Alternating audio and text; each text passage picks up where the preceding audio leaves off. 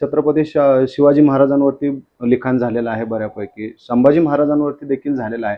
मात्र एवढं मोठं कार्य करून देखील शाहू महाराजांचं कार्य काहीसं दुर्लक्षित राहिलं असं तुम्हाला वाटतं का? बहुतेकांनी मला असं सांगितलं की हो आम्हाला शाहू माहित आहेत. कोणते? राजर्षी शाहू महाराज, कोल्हापूरचे. कोल्हापूरचे. हम्म. हे शाहू महाराज माहीतच नाहीत. ते हातात तलवार घेऊन हम्म. घोड्यावर स्वार होऊन युद्ध मोहिमा राबविणाराच फक्त इतिहास असा आहे की 7 वर्ष वयाचे होते तेव्हा त्यांना कैद झालेली आहे अगदी. आणि 25 वर्षाचे झाले तेव्हा सुटका झालेली आहे. हम्म. म्हणजे 18 वर्ष ते तुरुंगात आहेत. ची जर आपण कारकीर्द बघितली औरंगजेबाची, तर धर्मांध आणि धर्माला मानणारा असा प्रचंड तो असल्याचं आपल्याला अनेक कागदपत्रातून दिसून येतं. मात्र शाहू महाराजांच्या बाबतीत त्याने धर्मांतर करण्याचा प्रयत्न केला. शाहू आणि ताराबाई यांच्यामध्ये वितुष्ट येणार, संघर्ष होणार आणि तो आपल्या पथ्यावर पडेल असं त्यांचा राजकीय डावपेच असावा आणि म्हणून त्यांनी शाहूला सोडण्याचा निर्णय घेतला. त्यांची सुटका झाली त्यावेळी त्यांच्याकडे काय होतं? शून्य होतं. काय होतं? सैन्य नाही, पैसा नाही, राज्य नाही, राजधानी नाही.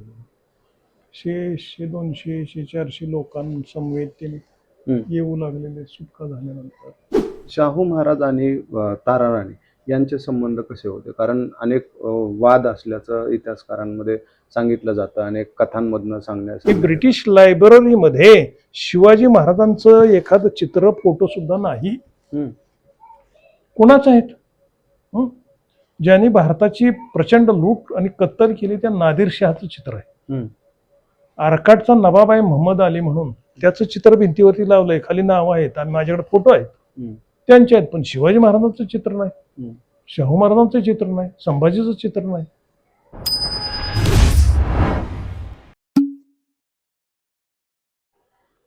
नमस्कार, मी दीपक पाठक आणि तुम्ही पाहतात आझाद मराठी. छत्रपती शिवाजी महाराजांनी स्वराज्याची स्थापना केली.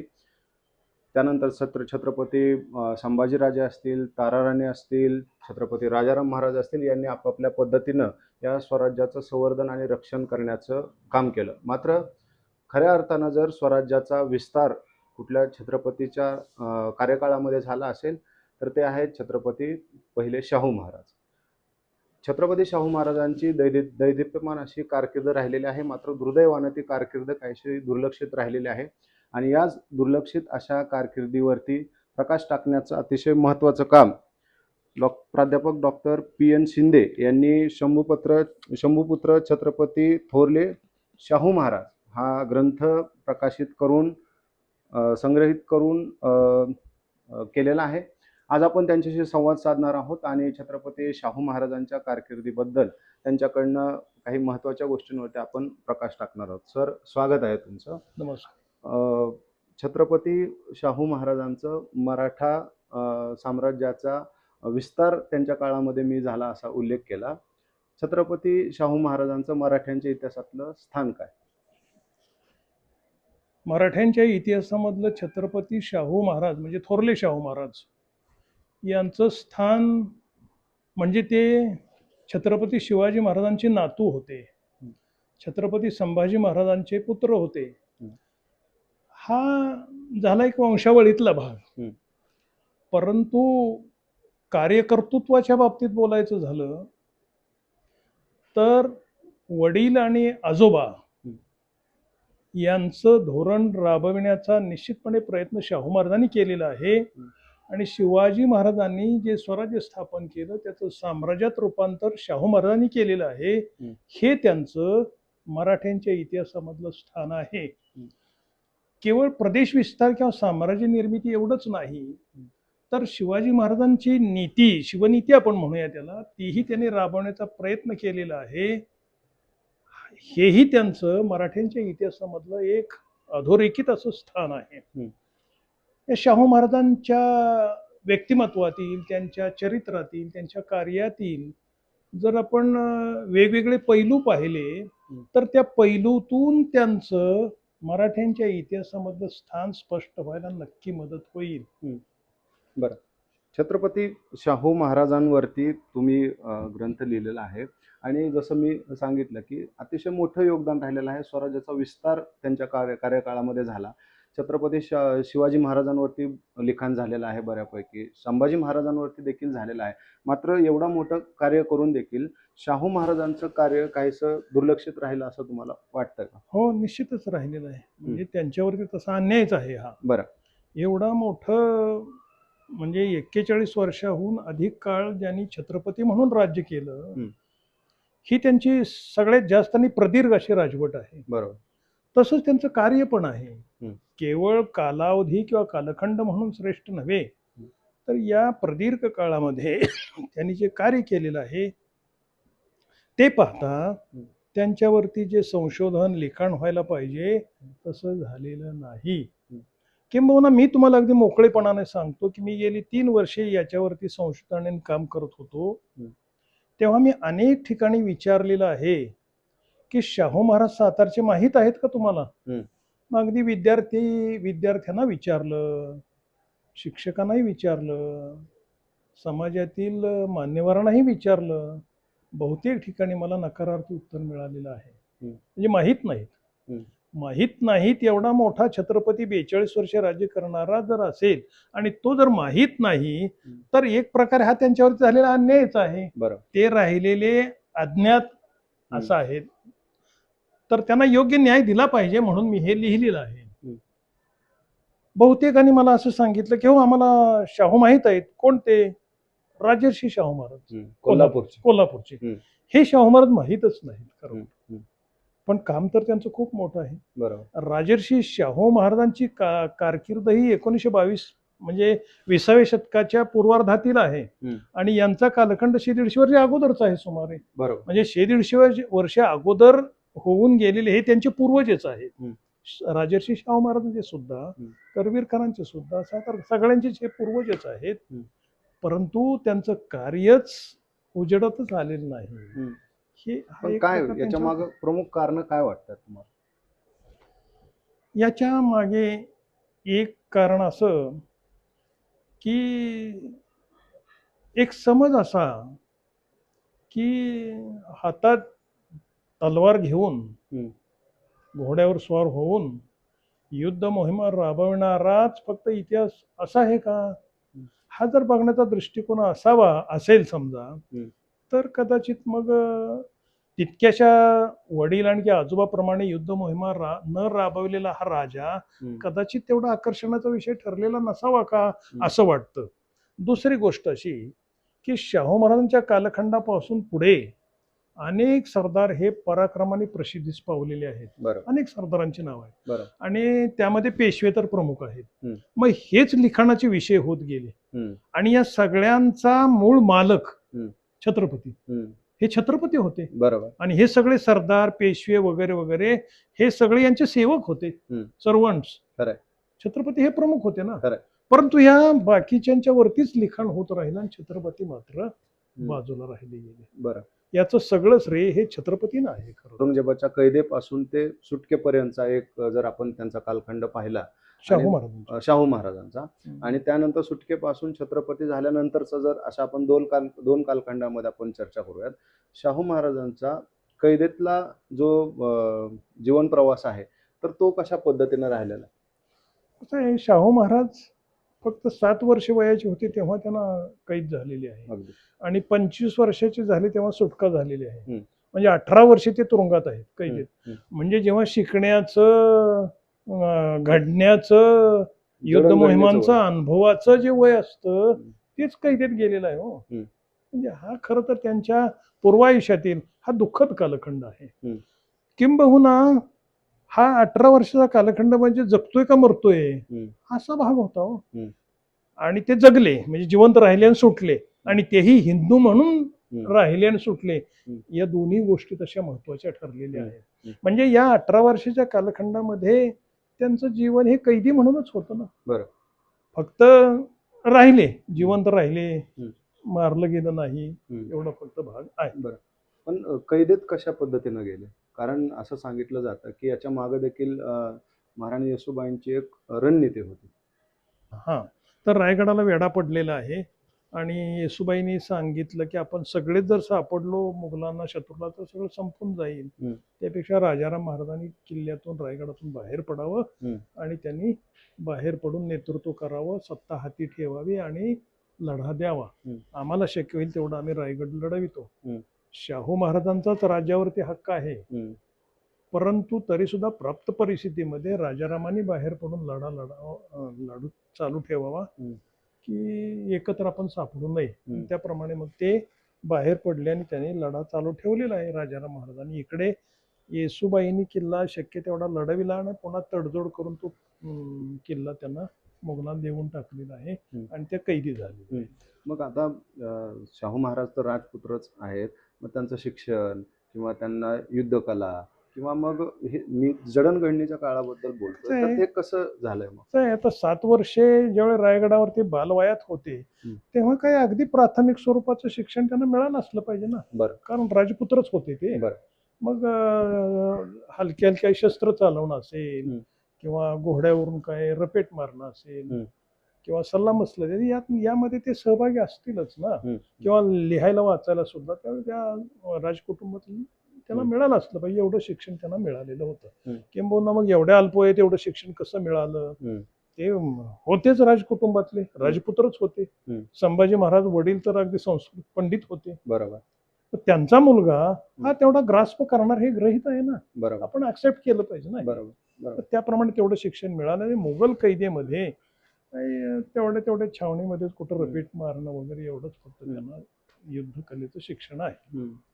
औरंगजेबानं छत्रपती शाहू महाराजांच्या धर्मांतरासाठी काही प्रयत्न केले का? कारण त्याची जर आपण कारकीर्द बघितली औरंगजेबाची, तर धर्मांध आणि धर्माला मानणारा असा प्रचंड तो असल्याचं आपल्याला अनेक कागदपत्रातून दिसून येतं. मात्र शाहू महाराजांच्या बाबतीत त्याने धर्मांतर करण्याचा प्रयत्न केला. केला नक्कीच केलेलं, तसे पुरावे उपलब्ध आहेत. त्यांनी एक वेळ शाहू महाराजांना मुस्लिम धर्म स्वीकारावा म्हणून प्रयत्न केलेले आहेत, तशी कागदपत्र आहेत. त्यांनी आपला अधिकारी पाठवलेला आहे, जा आणि सांग त्यांना इस्लाम धर्म स्वीकार म्हणून. आणि त्यांचा जो कोण मुल्ला मौलवी कोण जे धार्मिक सोपस्कार करणं त्यांना बोलवलेलं आहे की आता हे विधी करायचं आहे म्हणून. ते गेला, त्यांनी सांगितलं, शाहू महाराजांनी ठामपणे नकार दिलेला आहे. मग तो परत आला आणि त्यांना सांगितलं की ते तयार नाही आहेत. मग तिथंच तो औरंगजेबाने आपला हेतू रद्द केलेला आहे. पण जो औरंगजेब संभाजी महाराजांच्या बद्दल एवढा अग्रेसिव्ह आहे, तो शाहू महाराजांच्या बाबत तेवढा कसा अग्रेसिव्ह का नाही? त्याचं कारण एक संभवत असं की संभाजी महाराजांच्या बाबतीत त्यानं जे धोरण राबवलं ते त्याच्या अंगलट आलेलं आहे. त्याने क्रूरपणे संभाजीस मारलं ही त्याची चूकच झालेली आहे. त्याने ठरवलं एक आणि घडलं एक. त्याला वाटलं की आता संभाजीस याप्रमाणे मारलं तर दहशत निर्माण होईल आणि सगळे युद्धातून बाजूला पण शरण येतील, अंग काढून घेतील वगैरे वगैरे. उलट झालं.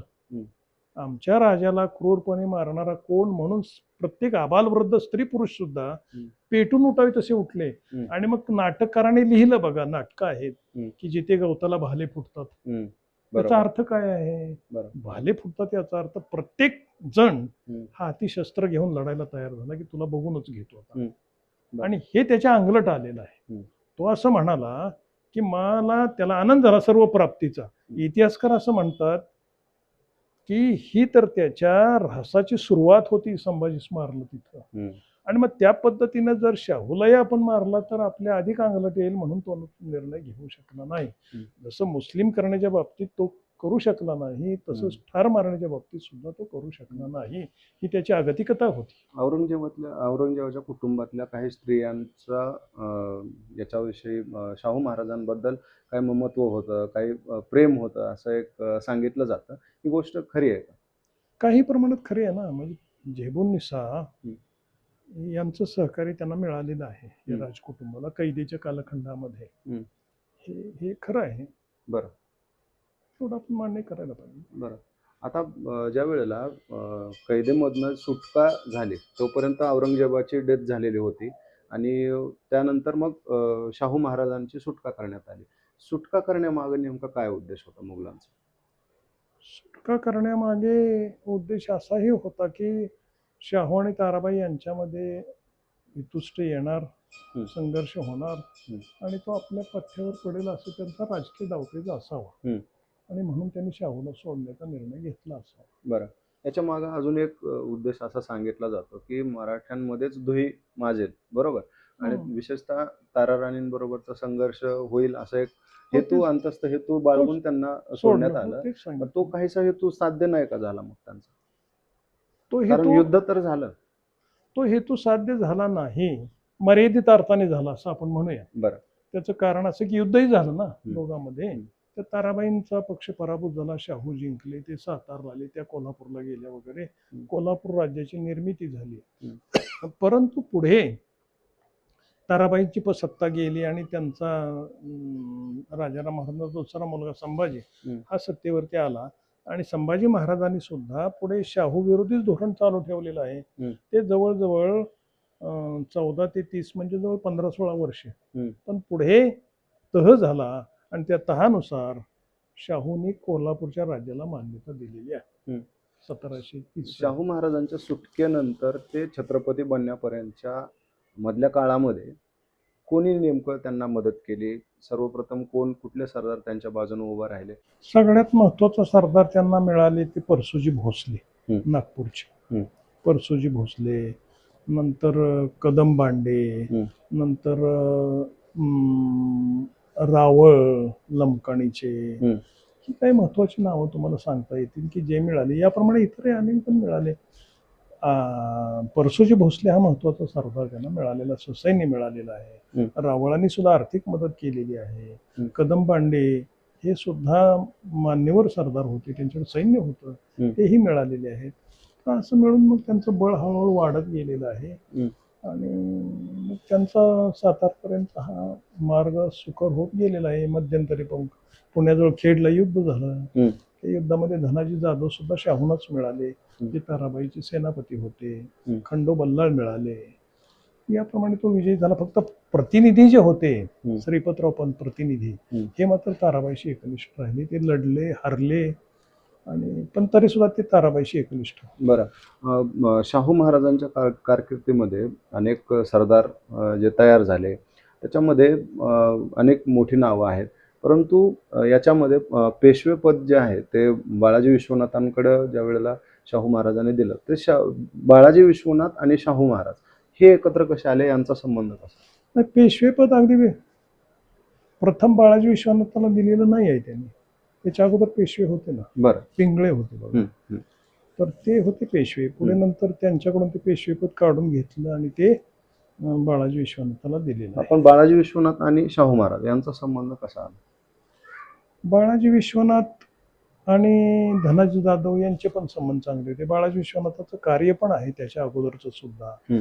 आणि त्यामुळे ते जवळ गेले आणि शाहू महाराजांनी त्यांना जवळ केलेलं आहे, मदत त्यांनी केलेली आहे. हं. पुढे मग पेशवेपद त्यांना दिलेलं आहे. काही महत्वाचे निर्णय घेताना त्यांनी सहकार्य केलेलं आहे. उदाहरणार्थ कान्होजी आंग्रे हं. यांना वश करण्यामध्ये किंवा मिळविण्यामध्ये बाळाजी विश्वनाथाचा वाटा आहे. हं. बंडखोर सरदारांच्या विरुद्धच्या मोहिमा काही त्यांनी राबविलेल्या आहेत. हं.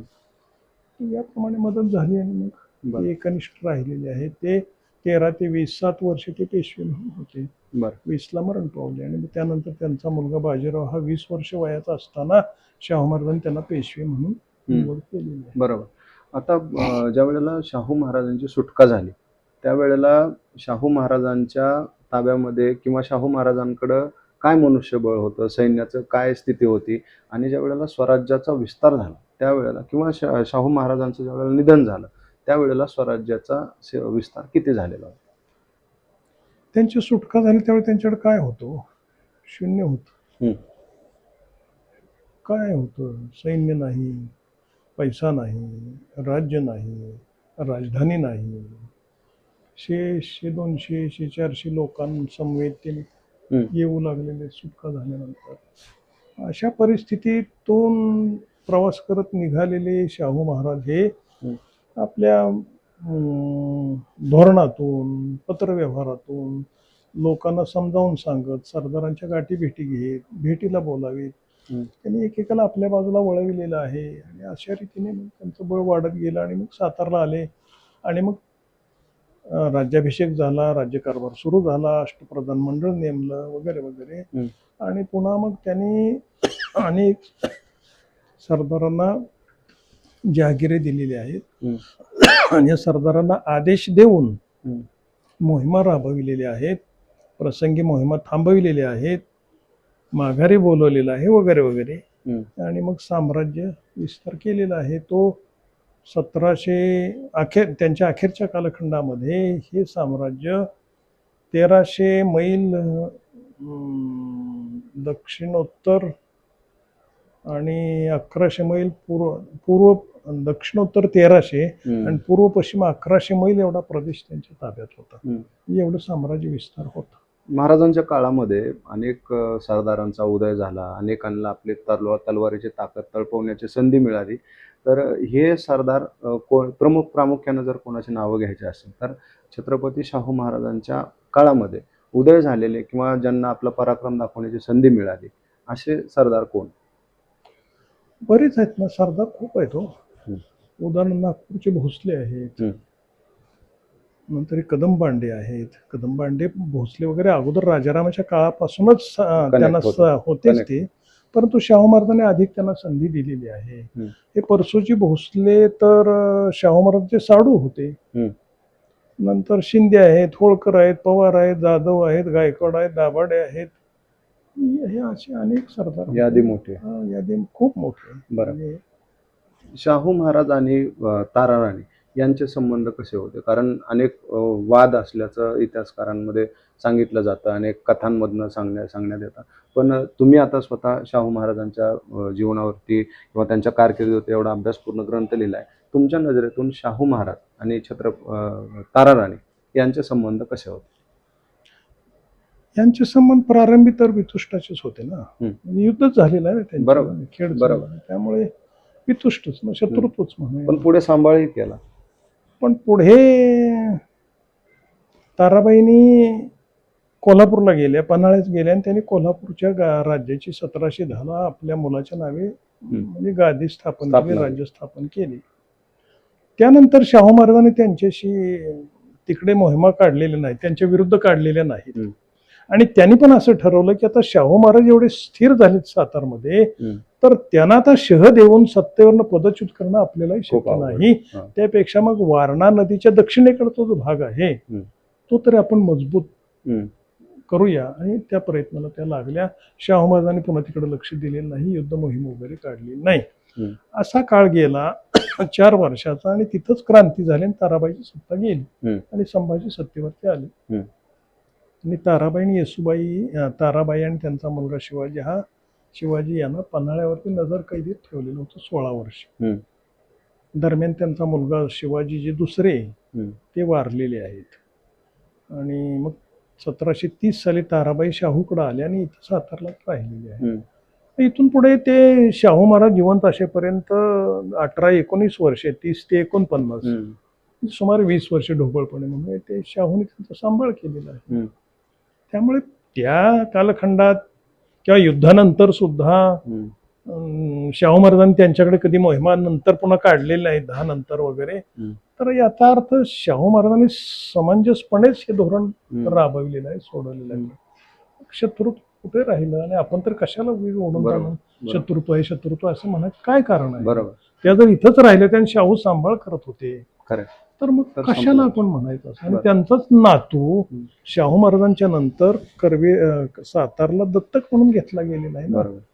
ताराबाईंनी त्याला संमती दिलेली होती, माझाच नातू आहे, दुसरीकडे कशाला शोध घेताय. याचा अर्थ असा आहे की संबंध होते ना चांगले. आपण उगीच आपल्या संशोधकांनी लेखकांनी ओढून ताणून शत्रुत्व असं कशाला म्हणायचं असं मला वाटतंय. बरोबर.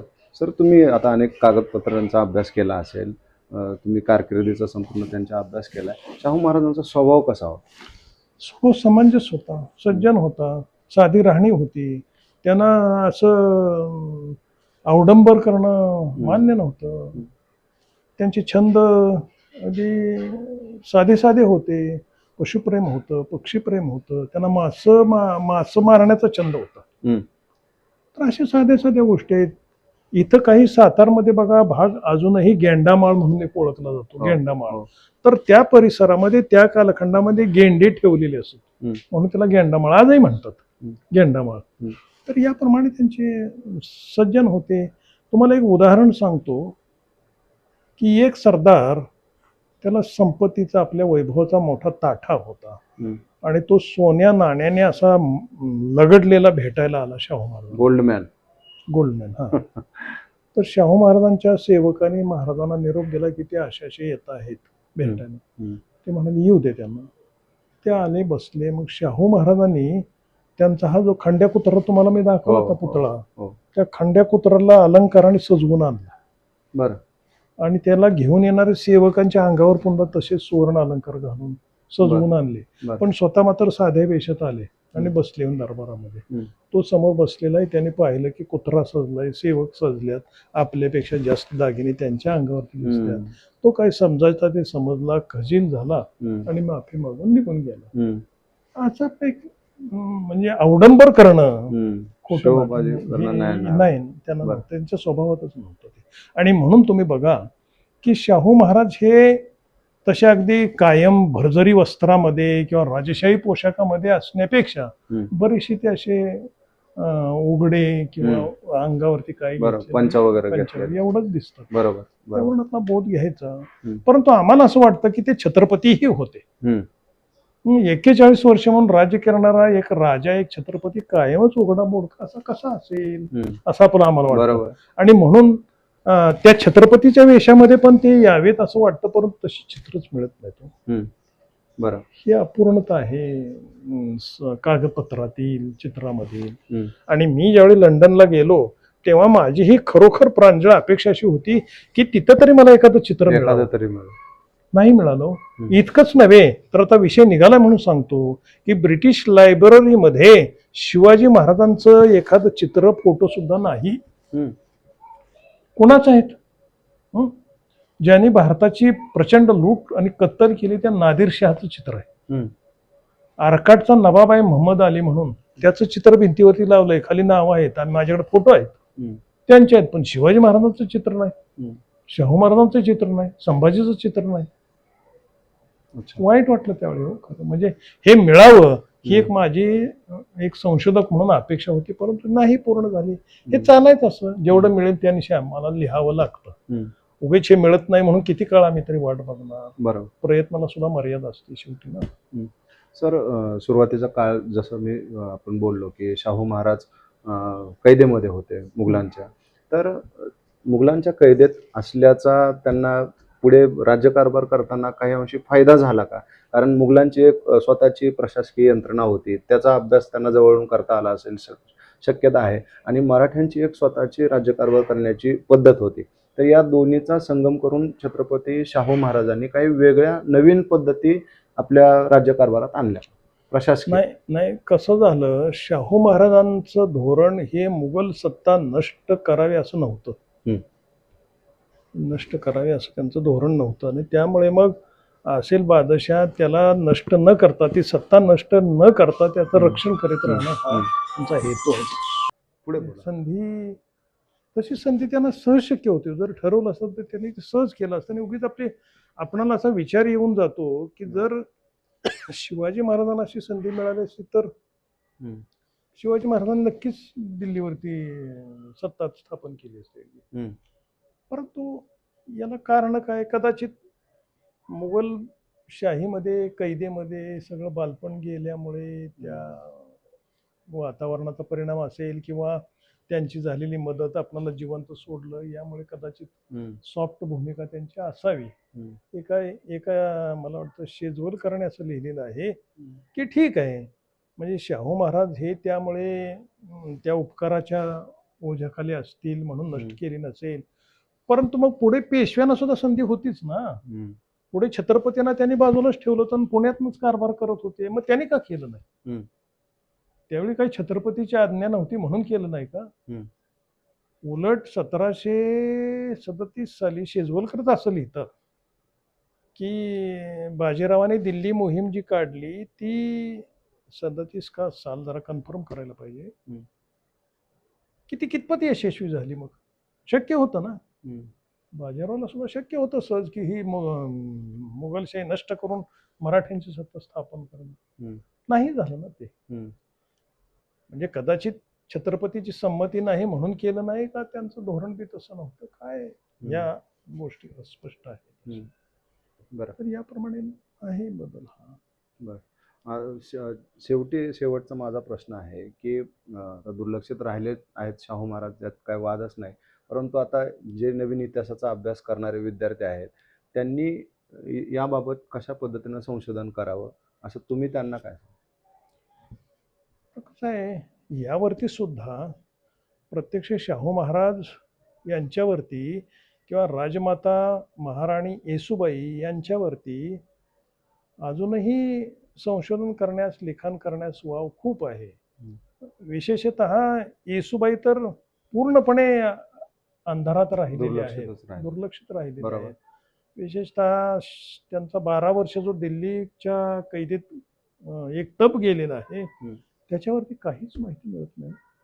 त्या संशोधकांनी उत्तरेतल्या आर्काइव्हमध्ये ग्रंथालयामध्ये जाऊन शोध घ्यावा आणि येसूबाईंचं परिपूर्ण चरित्र हे प्रकाशात आणावं असं आम्हाला वाटतंय. आमच्या तर वयोमानाचा विचार करता आम्हाला मर्यादा आहेत त्या आम्ही करू शकू असं वाटत नाही. परंतु नवीन तरुणांच्याकडून वगैरे त्या जर आम्ही नम्रपणे अपेक्षा व्यक्त केल्या तर चुकीचे ठरू नयेत. याप्रमाणे करावं आपल्या अपेक्षा राहील. ठीक आहे. धन्यवाद सर. धन्यवाद. खूप वेळ दिला. तर हे होते डॉक्टर PN शिंदे सर. त्यांनी अतिशय अभ्यासपूर्ण असा शंभूपुत्र छत्रपती थोरले शाहू महाराज असा एक अभ्यासपूर्ण असा ग्रंथ लिहिलेला आहे आणि त्यांनी या ग्रंथाच्या पुढे जाऊन देखील संशोधक जे विद्यार्थी आहेत त्यांना आवाहन केलेलं आहे की छत्रपती शाहू महाराज असतील, महाराणी येसूबाई असतील यांच्याबद्दल संशोधन करावं. जिज्ञासू व्यक्तींनी हा ग्रंथ वाचावा आणि इतिहासाच्या बाबत आपलं ज्ञान आहे ते वाढवावं असं या ठिकाणी आवाहन करतो. तुर्तास इथंच थांबूया. धन्यवाद.